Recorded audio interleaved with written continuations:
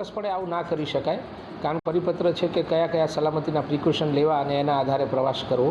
જેવી જાણ થઈ છે એવી તરત જ કારણદર્શક નોટિસ આપવામાં આવી છે અને ટીપીઓ પાસે તપાસ અહેવાલ પણ માગત જ કડક પગલાં લઈશું. શાળાઓ દ્વારા અહીં અત્રેની કચેરીને જાણ કરવાની હોય છે પણ કરી ન હતી. તળેટી અને રામોસણા એ બે શાળાઓ છે. અમે અમારી સ્કૂલમાંથી 78 બાળકો 78 બાળકોને લઈ ગયા હતા અને 2 ટ્રેક્ટર કર્યો હતો. ₹5 બાળક દીઠ ભાડું ઉઘરાવ્યું હતું.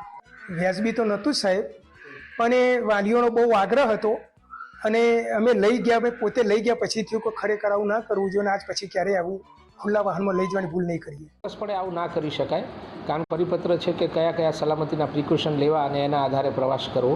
જેવી જાણ થઈ છે એવી તરત જ કારણદર્શક નોટિસ આપવામાં આવી છે અને ટીપીઓ પાસે તપાસ અહેવાલ પણ માગી જાય એટલે તરત જ કડક પગલાં લઈશું. શાળાઓ દ્વારા અહીં અત્રેની કચેરીને જાણ કરવાની હોય છે પણ કરી ન હતી.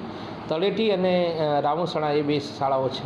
અમે અમારી સ્કૂલમાંથી 78 બાળકો 78 બાળકોને લઈ ગયા હતા અને 2 ટ્રેક્ટર કર્યો હતો.